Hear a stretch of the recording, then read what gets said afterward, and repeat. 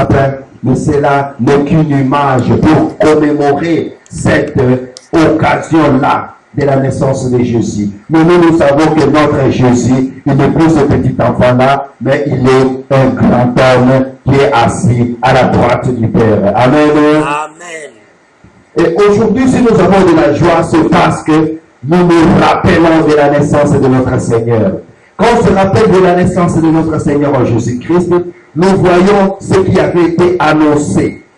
Ce qui avait été annoncé avait été dit que un sauveur nous sera né. Et le sauveur qui nous sera né, il s'appellera Christ, notre Seigneur Jésus. Et c'est ce qui est arrivé pendant que les bergers passaient. Ils allaient avec leurs troupeaux pour que l'accomplissement de la parole de Dieu puisse être annoncé. Il fallait que l'ange du Seigneur puisse leur apparaître pour qu'il puisse leur montrer et qu'ils puissent le parler pour leur montrer même les signes qui accompagneront pour qu'ils puissent reconnaître où se trouve le Seigneur qui est né. Pendant que nous voyons dans la Bible, nous voyons que lorsque l'ange du Seigneur est apparu au berger, il leur dit: ne craignez point, parce que la venue de notre Seigneur Jésus-Christ, c'est quelque chose de frayeur. La venue de notre Seigneur Jésus-Christ doit avoir de la frayeur envers ceux qui ne sont pas en Christ. Parce que pour ceux qui sont en Christ, la venue de notre Seigneur Jésus-Christ, c'est une joie. Pourquoi une joie? Parce que nous nous rappelons de sa venue. Parce que quand il est venu pas pour nous condamner, mais il est venu pour nous sauver. C'est pour cela que la parole de Dieu nous dit qu'un sauveur nous est né. Parce que c'est lui le sauveur. C'est lui qui va nous sauver. Et c'est pour accomplir cette promesse et la parole de Dieu. C'est pour cela que nous voyons que après une trentaine d'années, il a été crucifié sur la croix. Amen. S'il a été crucifié sur la croix, c'était pour nous sauver. C'était juste pour accomplir ce qui avait été prédit, ce qui avait été dit qu'un sauveur nous sera né. Et ce sauveur-là, c'est notre Seigneur Jésus-Christ. Amen. Aujourd'hui, nous voyons partout, les gens sont joyeux. Nous voyons par-ci par-là des cérémonies, des manifestations. Tout ce peuple-là, toutes ces personnes sont toujours en train de se réjouir. Et cette réjouissance n'est que pour la venue de notre Seigneur Jésus-Christ. C'est pour cela que nous, en tant que chrétiens, en tant que les Christ, nous devons être comme lui, Jésus-Christ, qui est notre Seigneur et Sauveur. Nous devons être aussi dans la joie, parce que notre Seigneur Jésus-Christ, quand il est né,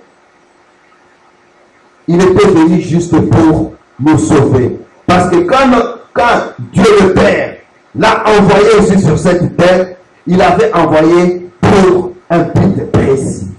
C'est pour cela, si nous regardons Jésus, depuis sa naissance, quand il a grandi, même jusqu'à sa mort, c'était toujours des miracles. Pourquoi des miracles? Parce que le but même de la venue de notre Seigneur Jésus-Christ n'était qu'un miracle. Parce que notre Dieu, il a dit que pour nous racheter, pour nous faire sortir de l'endroit où nous étions dans la captivité, il fallait qu'il y ait quelqu'un qui puisse verser son sang précieux afin qu'il y ait le rachat de nos âmes. Raison pour laquelle Dieu a dit, il a cherché, il a dit, qui pourra racheter ce peuple? Parce que Dieu nous aime. Amen. Comme Dieu nous aime, il a accepté de donner son Fils unique, Jésus-Christ, pour qu'il puisse mourir à cause de nous, de nos péchés, rien que qu'il puisse verser son sang pour les rachats. C'est pour cela, quand je suis dans la prière, je suis dans la joie je pense au Seigneur Jésus-Christ, je me dis de moi-même, j'ai de la valeur. Amen. Parce qu'en regardant que Dieu le Père a dit à moi, Jésus-Christ, abotama, pour aya okufilanga de koulouzou, cela veut dire que j'ai de la valeur devant notre Dieu. Amen. Cela veut dire que tout un chacun de vous, tout celui qui est chrétien ici sur cette terre, a de la valeur parce que tout celui qui est enfant de Dieu a de la valeur. Pour ceux qui tendent à mon avis la valeur était, à l'inaki kabiso, pour koufa le kola ndenge, baoya liboso bakufa ki na basodome et Gomorrhe. Mais Dieu ne voulait pas que nous puissions être perdus, ne voulait pas notre perdition. Dieu ne voulait pas que nous soyons koufa, totongunga, raison pour laquelle il nous a amené Jésus-Christ. Oyo ayaki kobotama. Bien que ayaki kobotama, nakati ya mwasi, nakati ya maman, parce que Dieu a vu, il pouvait envoyer par un autre canal. Mais avec la compréhension humaine, batubakoki kobona lokola soki abotama na nzoto ya bisote, bakoki comprendre que nous pouvons surmonter quelque chose. Nous pouvons surmonter d'autres tentations. Raison pour laquelle Nzambe asalaki ete Jésus-Christ abotama na kati na libumu ya mwasi, abotama lokola lelo ngai na yo, abotama et puis akola lokola ngai na yo pour que aya ko racheter biso. Soki Jésus-Christ abotamaki lokola ngai na yo, akolaki pe lokola ngai na yo na bomoto, ezalaki pour que tango akolobela biso, tango akoteya biso la parole provenant de notre Père, que nous puissions le comprendre parce que azali mutu oyo toza kolia na ye, toza kosolola na ye, toza komona ye, ce n'est pas un mystère. Parce que ce que Dieu avait dit seulement à un ange, pourrait comprendre que c'est un mystère. Alléluia. Amen, amen. Mais Dieu a voulu nous montrer que nous avons de la valeur. Il a précipité, il a envoyé quelqu'un qui est sorti du ciel, descendre jusqu'ici, ici sur cette terre, pour nous racheter seulement. Alléluia. C'est pour cela, bien aimé dans le Seigneur, nazalaka sengo mingi, tangu na monaka, nazo fungola Bible nanga nazo tanga, nazo mona la passage où Nzambe azoloba ke il nous a racheté à un très grand prix. Na mimona karakati nanga nalobi, oh Jésus, gloire à toi. Oh Dieu le Père, merci. Parce que si je n'avais pas de la valeur envers notre Dieu, il n'allait pas précipiter son Fils unique qui puisse descendre aussi sur cette terre. Si aujourd'hui, moi, Nanzambe abotamaki, ce n'était que juste pour un seul but, pour venir sauver le monde. Alléluia. Et ce but-là qu'il est venu sauver, il y a encore un moment qui était biso oyo na bozangi mayele et que de maillé. Alléluia. Par l'esprit, l'incrédulité de l'homme a fait que l'homme ne puisse pas croire à tout ce que l'Éternel avait prévu pour eux et qu'il puisse accepter de le crucifier, de l'amener jusqu'à la croix de Calvaire. Amen.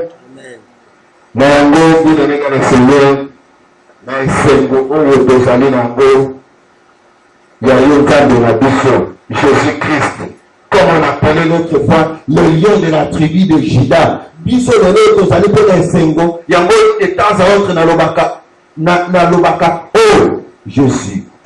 L'autre fois t'appelait le lion de la tribu de Juda, mais aujourd'hui j'ai le courage de t'appeler le lion de la tribu de Blaise, parce que c'est toi qui combats pour moi les bons combats, mais la victoire m'appartient. Alléluia. Amen. Parce que ceux qui ont tout le monde à Karakati na mokili, ceux qui mutu asali bitumba azelaka couronne na ye moko, et ça la kacher, et ça la toutes sortes de sportifs. Basalaka nini na sima ya komba azeli azwa trophée na ye. Mais notre Seigneur Jésus-Christ, lui, il combat pour nous, mais il nous donne la victoire devant notre ennemi. Est-ce que on les alliés se côté qui devait dans le Seigneur? C'est pour cela que chaque fois que na monaka, na kanisaka, na tangaka, la venue de notre Seigneur Jésus-Christ, mbotama, kovanda na ye na kati na mokili, na kufa na ye, ezali toujours et le au sujet de gloire. Parce que abotama ki lokola mokonzi. Pourquoi est-ce que balinga kite ki abotama na kati ya maternité? Alléluia. Amen. Parce que azali sans pareil. Alléluia. Amen. Parce que oyo ye azali akitaki na kati na mokili na poso ya nzoto lokola ya ngai na yo, mais na kati na ye il y avait bonzambe na kati na ye oyo ebandaki ko se manifester, parce que quand il prêchait, quand il priait, il disait quoi? Je ne suis pas venu faire ma volonté, mais la volonté de qui? De mon Père qui m'a envoyé. Cela veut dire la volonté de son Père qui l'a envoyé, et cela qui n'a plus beaucoup précis que non, va enseigner ce peuple pour que tu puisses le sortir de la captivité, et que on me mabango nantela ya malamu, et que on ne peut on couvre la bango sur la croix de Calvaire, on kokako racheter ma âme la bango à un très grand prix, celui de verser le sang sur la croix. Amen. Amen.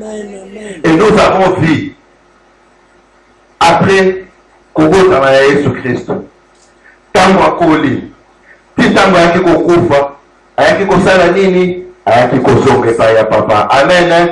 C'est parce qu'il a fini, il a rempli sa mission, parce que sa mission était venue juste pour nangai na yo. Alléluia. Cela veut dire okola mission na ezalaki ya ngai na yo, nous avons de la valeur envers notre Dieu, nous avons de la valeur na miso na Nzambe. Yango esengeli totambolaka la tête haute, toyebaka ete tozali bato ya pamba te. Alléluia. Soki monguna azali kokosa biso na makanisi ete tozali pamba, nous sommes des vauriens, nous ne voulons rien, nous n'avons rien, ezali juste pour dérouter biso d'un objectif précis. Parce que ceux qui tozalaki batu ya motuya te na miso na Nzambe, il n'allait pas envoyer Jésus-Christ. C'est pour cela que partout dans le monde na tangu oyo bazali na esengo. Partout dans le monde bazali na esengo ya nini, ya kokanisa mbotama na ye. Mais biso ba chrétiens, nous savons qu'en ce moment nous ne sommes pas entrés de nous réjouir de ce petit enfant-là, Oyo, et ça pour symboliser peut-être dans d'autres églises. Jusqu'à présent, baza kotiaka ko symbolisaka mwana muke na kati ya crèche, na kati batie ba sapin, ba nini, ainsi de suite. Mais pour la biso, les chrétiens, là, ce n'est qu'une image. Mais notre Jésus n'est plus ce petit enfant-là. Non plus notre Jésus n'est plus sur la croix. Quand vous passez, vous voyez un Jésus là crucifié sur la croix. Parce que moi, je sais que mon Jésus n'est plus sur la croix. Alléluia. Il était sur la croix à un jour précis. Et après, il a été enseveli pour aller arracher la clé de séjour des morts. Et il est ressuscité.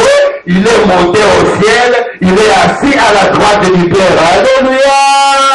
Yango nazalaka na esengo mingi tangu na monaka ete Nzambe wana oyo alingaki ngai mingi atindelaki ngai Yesu esengeli ngai mpe nalinga ye. Amen. Amen. Ndambo oyo nazalaki na ngo ya kopartage na mokolo na lelo nde yango oyo ezali juste pour tous se souvenir, tous se rappeler de la venue de notre Seigneur Jésus-Christ. Bien que kaka biso bato oyo yatikaki kiti ya bokonzi na lola akiti na mabele po aya korachete biso, me kaka biso oyo mutu totekaki ye, kaka biso bato oyo tobomaki ye, mais jusqu'à la croix pour montrer l'amour immense qu'il avait.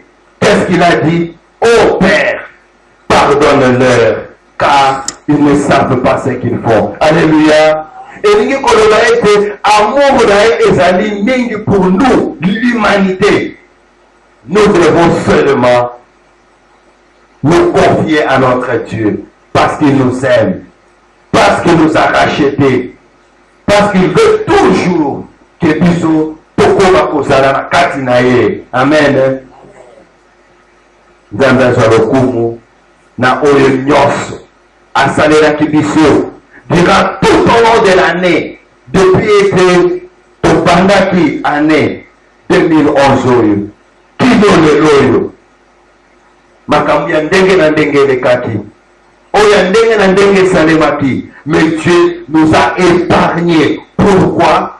Parce que nous avons de la valeur envers lui, parce que alingaki biso mingi. C'est pour cela la parole de Dieu nous dit, car Dieu a tant aimé le monde qu'il a donné son Fils unique, afin que quiconque croit en lui ne périsse point, mais qu'il ait quoi? La vie éternelle. Amen. Yango, bien aimé dans le Seigneur, et Seigneur il pose à la cana na esengo ya nzambe wana, parce que toyebi ete toza na nzambe moko oyo alingaka biso mingi, mpe oyo andima kotindela biso Jésus Christ akufela biso na ekulusu po ete lelo oyo yo na nga tobikisama, parce que tozali ya pamba te, tozali na motuya na miso na ye. Amen. Bien-aimé dans le Seigneur, nzambe oyo alingi biso, nzambe oyo arachetaki biso, eloko nini ya motuya oyo biso mpe tokoki kozongisela ye. Amen. Parce que la parole de Dieu nous dit, or et argent l'appartient. Tout ce qui est dans ce monde l'appartient. Nyonso ezali ya ye. Eloko nini biso tokoki kopesa ye? Ce n'est que ton marcher dans l'intégrité de sa parole. Parce que ye oyo andimaki alinga biso mingi, ye oyo alingaki atindela biso Yesu ke akufela biso na ekulusu, ye oyo arachetaki biso jusqu'à ce que tala bolingo ezali mingi. Il nous a dit, je vous ai créé à mon image et à ma ressemblance. Cela veut dire, ndenge tozali awa bien-aimé dans le Seigneur, ndenge ozali, ndenge nazali, ndenge pe nzambe na biso azali. Amen. Parce qu'il a dit, je vous ai créé à mon image et à ma ressemblance. Amen. C'est pour cela ba oyo toyokaka ba finganaka longwa kuno ozali mabe ezali sujet kosilikate. Soki il arrive parfois mutu aye koloba n'importe quoi longwa kuno ozali mabe, pesa réponse à malamu. Amen. Nazali mabe parce que nazali image ya oyo abotangai. Amen. Oyo atinganga na mokili alobi nazali image na ye, nazali ressemblance na ye. Soko lobi nazali mabe, c'est que ofingi nga to fingi ndeye. Mais ye lokola e azali mabe te, cela veut dire nga pe nazali mabe te. Amen. Amen. Que Dieu vous bénisse. Amen. Amen.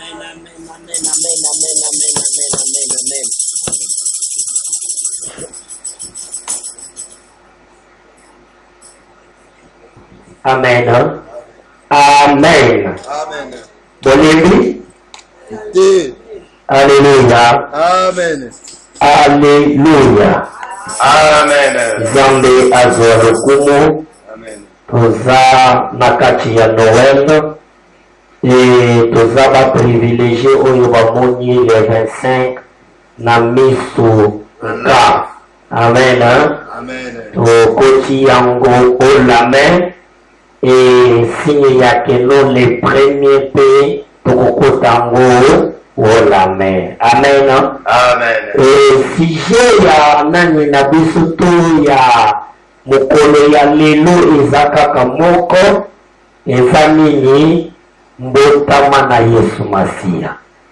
Na nakati ya mbotama Yesu Masia eza na eloko moko bato babosanaka, bato bakanisaka ke Nzambe azali sapin to signe oyo ya basapin oyo basali to nani to osana eloko moko na kati ya Noël. Il y a quelque chose, et cette chose c'est le temps que Dieu nous a offert. Alléluia. Amen. Noël, ce n'est pas guirlande ezopela partout na ville te. Nani Noël, ce n'est pas oyo bato bazali prétendre te parce que bamosusu baprofitaka na Noël po alatela mbasika. Noël eza na mbasika te. Noël soki tolongoli oteton parce que soki otali bien na calendrier Jésus abondami le 25 te. Amen, hein? Amen. Mais de cette journée à le 25 en souvenir il y a Yesu Masia koya na ye na mokili oyo. Alléluia. Amen. Alors Noël c'est une symbole. Il y a que se souvenir que non. Un jour, Dieu a regardé dans les cieux et sur la terre, après péché la motu, il y avait personne qui pouvait maintenant faire que gens qui se relaient ensemble na bananaye.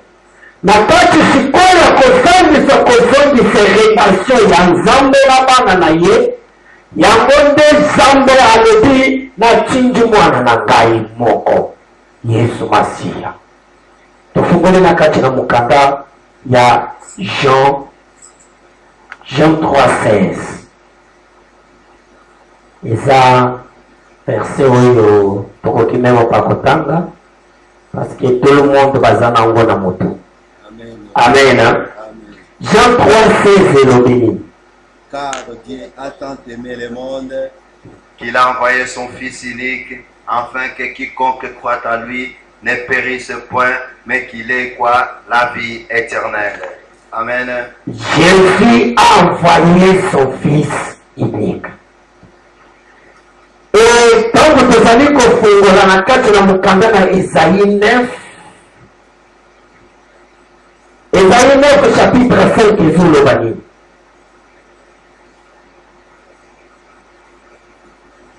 Isaïe 9 chapitre 5.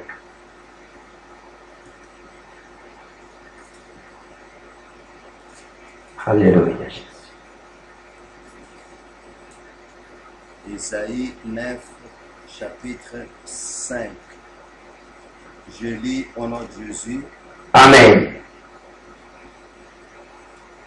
Car un enfant nous est né, un fils nous est donné, et la domination reposera sur son épaule. On l'appellera admirable conseiller, Dieu puissant, Père éternel, Prince de la paix. Amen. Amen. Alléluia. Amen. Bible olobi na biso Dieu tango alingaki mokili. C'est-à-dire Noël eza signe ya amour na Nzambe vis-à-vis ya peuple na ye. Tango Nzambe alingaki mokili, comme chef d'habitude toujours ya kolobango, eza biso bato tolinga Nzambe te, mais Nzambe nde moto alingaka biso moto ya liboso. Yango na Bible elobi tango Nzambe alingaki moto na bolingo azalaki na vis-à-vis ya moto, il a fait quoi? Il a donné maintenant son Fils unique. Les Bibles, c'est-à-dire Noël, bomoni place mokili na ningina fungula mwa eloko moko, place mokili ezi exemple ya Nzambe. Na Noël, Dieu a fait quoi? Dieu nous a donné. Et na Noël, bato basalaka nini? Bapesa na kabaha. Alléluia. Amen. Mais c'est-à-dire, bazika katrishi, batriche kaka. Oyo Nzambe asalaki. Tango Nzambe alingaki moto, atindaki mwana na ye, po ete yo nanga tokufa te, mais tozala na vie éternelle. Et prédication bato bakoko kanisa keno, cette prédication c'est une prédication ancienne parce que c'est le cas déjà. Mais laisse-moi te dire, cet passage oyo est aussi la cas jamais. Parce que yango nde moto conclure Bible mobimba. Na bolingo ya Nzambe, nzambe apesi kado ndenge naza boye nayebi keno oyo yanga bazozela bafungola bakado na bango. Amen. Amen. Parce que bayebi Noël na Noël ntango baza wana mitema na bango to eza na sapin po ete kado wana ifo nayebele bonini eza na kati. Parce que c'est le jour de joie pour eux. C'est pour cela que nous rappelons que non, Noël c'est jour il y a joie pour la biso. Il y a qu'on se souvenir que non, Zambé a pensé biso moine na yemoko pour que biso ngana yo tobikisama. Après ça que moine na yemoko pour que yo olungwa na masumu okoka kobenga mwana na Nzambe. Yango prophétie Paul alonani Esaïe alobaki. Alobaki un enfant nous est né. C'est sur cet enfant que se reposera toute quoi? Toute l'humanité. Alléluia. Amen. Mokili mopimba ekitaki likolo ya mwana wana. L'humanité est sauvée à cause de Jésus-Christ. Oyebi ntango nazotanga passage oyo ya Jean 3:16 ezolakisa ngai eloko moko cadeau gratuit que Dieu nous a donné. Biso topesaka bana na biso bakado torecevwaka mpe bakado me bakado wana esilaka me kado ya Nzambe eza na suka te parce que eza kado moko elembaka te. Naza kosi souvenir eza na babilamba basumbela biso na banoel bilamba wana lelo ezalaka lisusu te. Eza na basapato tosumba ya bonne année peut-être ya année passée biloko wana ekatana. Mais Dieu depuis qu'il nous a donné cette cadeau excellent ti lelo cadeau wana esilaka ngala te. C'est Jésus-Christ. Soki lelo yo yebi Nzambe c'est à cause de Jésus. Ce qui est donc à côté qu'on touche vie na yoté, c'est à cause de cette don excellent que Dieu nous a donné. Ce qui est là, c'est à cause de cette don gratuit que Dieu nous a offert, qui est Jésus-Christ. Il y a un lobby, tout le royaume se posera sur ses épaules. On l'appellera l'admirable conseiller. C'est le Dieu qui conseille son peuple. Pour te dire que non, je t'ai fait pour que tu choisis la vie et tu vis éternellement. Parce que comme nous sommes là dans Mokini, vous allez au Bendamiliwa. Mais quand moi je suis venu, c'est pour que la paix soit beaucoup. Et la colingate au kokakopona kufa. Parce que kufa est sapona yote. Alléluia. Un jour nazotanga nani livre ya nani Billy Graham. Nazir batebele bayebi Billy Graham, c'est un grand pasteur américain. Tango nazotanga nani na ye, nakomi na place moko ya biographie na ye, akomi ndenge nini akenda abandaki kokende parce qu'azalaki na habitude ya koleka trop na télé. Ou bien na baradio. Tango azoleka na télé, na remarke loko moko na kati ya chaque fois alekaka na bakalani na ye wana abandaki comme d'habitude tango ozokenda vango banda show toloba na micro, il faut d'abord omeka micro. Na komeka micro mutu na mutu azalaka na système na ye. Mosusu koyoka lobi allo alobi ezosala. Mosusu abanji 1, 2, 3, 4, 5, 6, 7. Mosusu abanji 1, 2. Ou bien abanji 3, 7, 6. Azokita dinase. C'est-à-dire, chacun a na source na ye, oya mekaka micro na ye. Mais, na remarqué ce qu'on a interviewé à Billy Graham, batuna ye pourquoi chaque fois na interview na yo, sango ye ozali kopesa bapesa kaye micro, il y a le seul mot qui Billy Graham abandaki ko répondre, cet mot wana ezalaki nini? Abandaki koloba, Dieu a tant aimé le monde et il a donné son fils afin que quiconque croit en lui ne périsse pas, mais qu'il aille la vie éternelle. Alléluia. Amen. Chaque fois, avoir touché le micro, il faut prononcer moi. Si quand journaliste va mettre un téléviseur à tout nier, pourquoi on va mettre que ça là, bongo? Alors, c'est tout à fait normal. Parce que tant qu'on a les cacanabas radio, tant qu'on a les cacanabas télé, la question de la bango, c'est à la capacité sur la peste quand a occasion, n'a pas côté yate. Pour que l'on va tout n'a qu'à biloko moko inutile, comme par entre parenthèses, bateau sous bayaki bayépifié tout jambon na bisonje. Alors il faut comme président de la République d'Amérique. Il est comme lobby, non comme président d'Amérique. Pourquoi n'a pas dit grade beaucoup jusqu'à niveau comme président de la République? Amen. Les bateaux comprennent pourquoi le dit que non, n'a qui pas grave. Parce que Bible et le dit, nous sommes des ambassadeurs de qui? De Dieu. Si on calcule le niveau ça, aux ambassadeurs de Dieu sur la terre, balongoli aussi qu'on a un niveau donc on s'applique grand que le bon président de la République. On s'applique grand même que Obama. Si on a un niveau il y a Nicolo, ou comme si au niveau qu'on a Obama. Pour la yé, ça qui humiliation. C'est pour cela que nous avons dit que nous mais en nous avons dit l'histoire. C'est pour que nous ayons une politique. Quand on a un micro, et ça occasion. On a lobby bongo. Chaque fois, comme on appelle ça, quand on a que nous la parole de Dieu, quand on a lobby, quand Dieu entend aimer le monde, il a donné son fils, caméraman, au mouton à sa nation, a eu occasion de la parole de Dieu. Alléluia. Amen. Alléluia. Amen.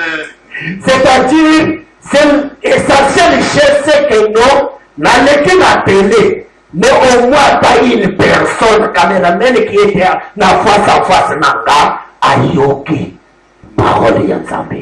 Amen. Parce que ça, on le reconnaît le matin que nous n'avons yoka parole. Ce qui n'a yoka te, yeba que nous t'avons zabalinga comme qui dit, après ça comme on a naïe. J'allais na yoka kiango. Alors on connaît sans amener les souvenirs. Et le côté. Alléluia. Amen. Pourquoi? Parce que ça, c'est une don que Dieu nous a offert gratuitement. Les lois fêtés, nous connaissons la libération. Parce que les lois jour quand la libération kabiso. La masumu pour te tokoka mana na lobiko. Na zela na Yesu Masi. Parce que toutes les lobby na biso, toute la gloire se reposera sur lui. Toute la gloire. C'est-à-dire, on a besoin de qu'on est capable de Jésus-Christ. On a besoin de guérison qu'on est capable de Jésus-Christ. On a besoin de quelque chose, il y a qu'une seule chemin, c'est le chemin de Jésus-Christ. C'est pour cela, à l'objet, je suis le chemin, la vérité et la vie. Rien ne vient au Père que par moi. Alléluia. Et cette parole, c'est pour que Tony Valero, que nous sommes en Noël 2011. Noël, c'est signe que Dieu nous a donné un cadeau. C'est cadeau que Ghana yoto bandaki communauté. Muto ya kendaki kwa yote ensemble que non na mwani masumu na biso eleki, il faut ça quelque chose à saper. C'est Dieu lui-même na kati ya trône na yalubi, il faut la sauver mutu. Voyez bien un jour, Abraham a posé une question, n'a pas besoin que de Ismana, nanani, Isaac, merci beaucoup. N'a pas besoin que de Isaac. Bible le dit tant qu'on commis pembeni ya ngomba ou il fallait pas que ça le sacrifice. Moi na tuna ki papa aloba kina yeye. Namoni nyama, namoni moto. mais wapi meme oyo koko sacrifié. Alléluia. Amen. Mais cette parole est prophétique. Ce que déjà quand on va comprendre en gros, c'est que vous avez montré les Seigneur. Il s'agit papa, où est l'agneau de sacrifice? Et Abraham a dit la révélation parce qu'Abraham n'a pas vu l'agneau. Abraham a dit Dieu pourvoira. Après quelques années, Dieu a pourvu à cet agneau que Yanani moi n'a tourné Abraham. Et que tant que dans le cadeau d'Apocalypse, Jean Lobi, oui, voici l'agneau de Dieu qui ôte les péchés du monde. Alléluia. Amen. Cet agneau qui va tourner Abraham. Oh, Abraham a dit Dieu pourvoira. Cet agneau-là a Koya. Et après quelques années plus tard, Jean-Baptiste a répondu, voici l'agneau de Dieu qui ôte les péchés. C'est lui-là de l'agneau. Alléluia. Amen. Cet agneau-là, c'est une cadeau du ciel que Dieu nous a donné. L'accomplissement de la parole de Dieu, Esaïe l'a prophétisé peut-être 1000 ans avant, mais cette parole est celle qui n'est pas Samaki. C'est pour cela que nous avons kaka Dieu a aimé le monde. Dieu a aimé le monde, il a créé Noël. C'est dans cela qu'il a mokili que nous avons fêté Noël. Pour ceux qui n'ont pas de mokili, Noël n'a pas existé. C'est-à-dire que nous, tant que nous avons na semaine ya Noël, yebanda même atana bana na yetola libota na yo, toyeba tozo fete mukoloza balingaka mokili. Alléluia. Amen. Na bolingo na ye. Oyebi na zana histoire moko drôle, sur toujours mukanda ya 1 Jean 15. 16 na zolanda histoire moko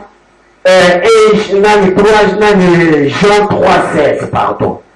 Na mukanda wana un jour nazolanda nani bamwa brochite nanga moko nazwaka par internet natangi histoire ya pasteur moko grand pasteur américain. Sikoyo pasteur américain oyo ayaki kosala milulu na ye na Londres. Ntango akomi na Londres asali milulu na ye na Angleterre, akotanaki na mwa jeune moko évangéliste. Moi jeune azalaki na ba 18-19 ans. Tango bakutani na ye ayebisa na par politesse comme ça homme de Dieu, grand homme de Dieu, na kosolola na garçon wana ayebisi ye jeune homme un jour soki nzamba permettre kokomi na États-Unis lukangai okoya ko prêcher l'église nanga. Amen. Amen. C'était par politesse. Et na mutu na homme de Dieu, azalaki même na pensé que ekoki ko se réaliser. C'est pour kaka que non par politesse na éviter mokolo nini akoya peut-être après jamais. Na etika kaka na yebisa ye. Mais comme na plan ya nzambe alingaka mokili, cet homme de Dieu mateya yake ndakanango ezalaka toujours mateya ya kose repentir. Nzambe akanda alingaka masumu te. Nzambe aza toujours mateya na ye eza basé sur là. C'est comme cet jeune garçon, quelques années plus tard, à Singolo, allait trouver en Amérique. Alléluia. Amen. Sikoyo accueilli à l'outil kombo ya mutuana yake ya moni. Alobino ngai tokotana kina yo na Londres boye mais sikoyo na ye parce que au prometa kinga soki na ye na États-Unis na lukayo na côté de l'église na yo.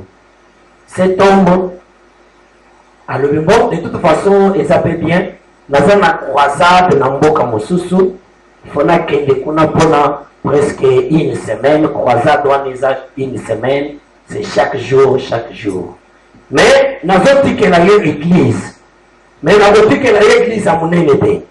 Comme vous avez dit, moins next, place oyo basalaka neti groupe de prière mpona kochauffe sala mobimba te yo kosokipe na nani wana. Alléluia. Amen. Mwana bato atunani évangéliste pour anasa comme déjà pasteur à l'église ateye sili sikoyo l'homme de Dieu kotakendaki na dernier jour à se souvenir que napikaki petit moko kuna asokipe l'église tika na benga bengi siko madame na ndako alors chéri boni alobi no savoir boni cheno moyo na tikaki kuna alobi cheno mwana kotuna te boni ye soki elekaki ndenge nini te kotuna te soki elekaki te tuna nde ezoleka ndenge nini po ti sikoyo aza alobi bo sikoyo makambo ngo ezoleka ndenge nini alobi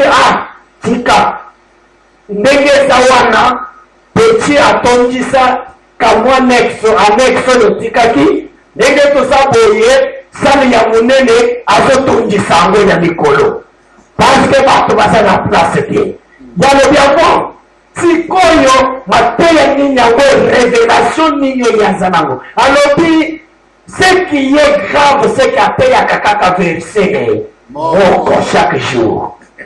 Alléluia. Amen.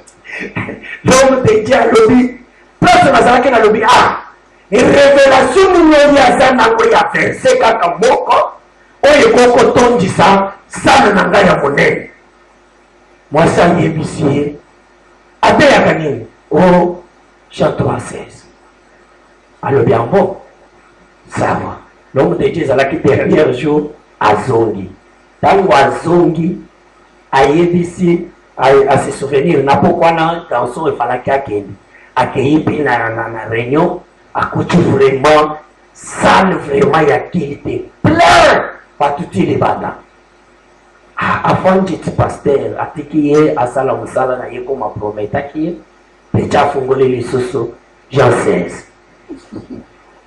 atotoli yango ntango asilisi bato bayambi yesu tala mipekwa bato oyo bazomongwana zongi par politesse l'homme de Dieu abengi ye na biro ayebisi vraiment bafélicitation na mosala monene oyo osali parce que natikaki yo na se na bato ya mokenga kutu na banda ekokoka te kosala groupe de prière ya basemaine te ke bato bazala meme nazalwa mitonda te alors yo tondisi okomi kotondisa na sale ya monene na semaine vraiment ke nzambe apambola yo mais na remarke eloko moko yo oteyaka kaka Jean 3:16 alobi oui nazoteya kaka Jean 3:16 alobi bon est-ce que oza mpe capable ya koteya mpe verse mosusu mokolo mosusu alobi oui sikoyo nasepelaki na réponse na ye alobi oui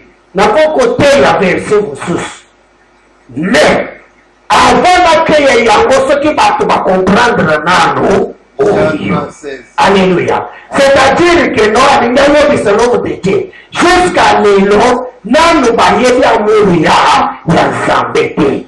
Alors comme nanu bayebi amuru ya nzambe te, moyen a changer verset et ça que jusqu'à moment que non bato bakoyeba que non surtout lelo baza kovivre parce que nzambe alingaki bango soki baza na masumu nzambe alingaka bango avant meme basumuka.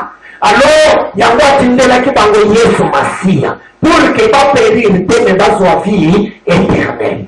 Alléluia. Amen. Mais bien aimé, et ça m'a motivé ya koloba keno tolokaka bamate ya milai mais toza na mateya oyo eza simple mpe kokobongola mitema ya bato parce que Nzambe asali biso don par excellence. C'est don, c'est Jésus-Christ. Alléluia. Amen. Il est qui va cadeau tout kokozalama. Parce que Jean 3:16 écoutez qu'elle a jamais s'effacer.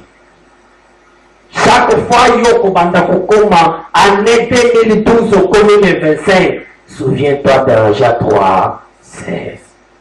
Ce qui est là nazo fêter Noël, c'est parce que Nzambe alingaka mokili pe atindaki mwana na ye moko pour que ngana périr te menazo nini mais azocha point moko afin que quiconque fait quoi? Crois dans lui. Croit en lui. Alléluia. Amen. Alobaki na Moïse, mettez les serpents des reins, que celui qui regardera et qui croira à cet serpent, à Rosalamini, à cause de la sauver. Il n'y a qu'une seule condition. Qu'on fête, c'est bien. Qu'on peut nous faire baguer l'andos bastétique contre ça là. Mais bien aimé, est-ce que Nakacha motema na yo croyaka que non, je suis sauvé par cette qui était enfant, qui est devenu l'homme, et aujourd'hui il est Dieu assis sur le trône. Alléluia. Amen. Bible eloti nalingaka nayebi tena nyayembango ndiri makakalamba ya lobi mwana oyo abotama lokola moto azolia lokola moto azotambola lokola moto metango koni akosala makambo akoni kosala makambo ya Nzambe. Alléluia. Jésus-Christ de Nazareth, c'est l'homme de Galilée, l'homme le plus puissant du tout. Nangomba kolokota baboma bato mais tour na Yesu kisa bato babomaka. Alléluia. Na gauche na ye muyibi, na droite na ye muyibi, mais ye akofondaka monde. Parce que Bible elobi ye kuto asala lisumu te nazwaka place na yo. Mais Dieu, pourquoi azwaka place na yo? Parce qu'il était le don parfait de Jésus, de Dieu, pour toi et pour moi. De se souvenir que l'arche de l'Alliance, les 25, ils ont colonisé sa botamate, mais les 25, ils ont colonisé sa kabiso cadeau pour être tout comme banana Nzambe, akachina mukeli koyo. Alléluia. Amen. Alléluia. Amen. Nzambe apambola biso. Amen. Amen. Tokome presque na soka. Tobeteli Yesu maboko. Alléluia. Tosaleli vraiment tango. Tosaleli tango. Amen. Amen. Tosali maintenant kobondela biso nyonso. Toprofite par l'occasion et tobondela biso nyonso. Yango tokoka kolala. Tokofungola kaka prière na biso. Tochata 5 heures. Vous appelez ça Kozonga Ndako. Ça va. Voilà la moitié des heures du temps.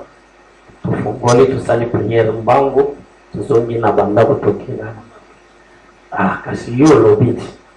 Alors, tusali prière mbango tuzongi na bandako. Amen. Amen. Mone tosala na 6 heures.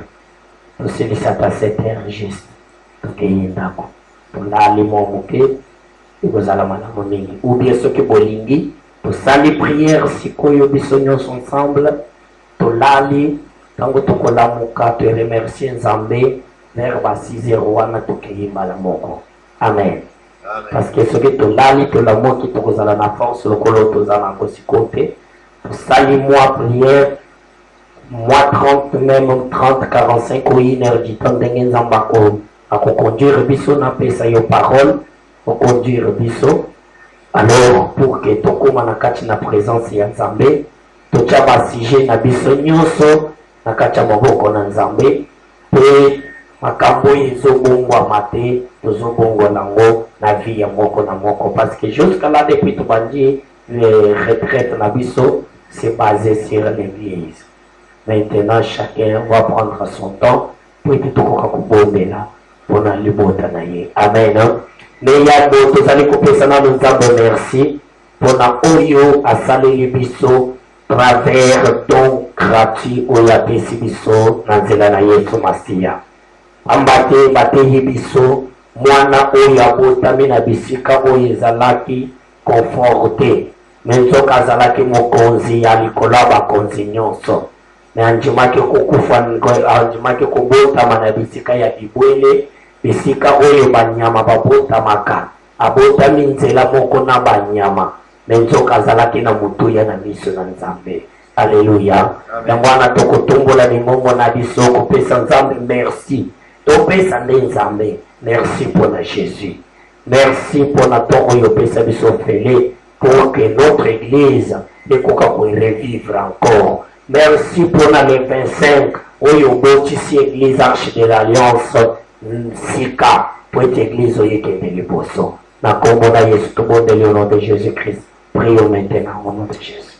Éternel notre Dieu, Papa, nous te disons merci et nous te rendons grâce. Tout le monde na kombo na Yesu. Que donc gratuit que tu venais de nous donner, Papa. En ce moment que nous commémorons la Noël, Papa, la venue de Jésus-Christ, nous savons que c'est un don gratuit que tu venais de nous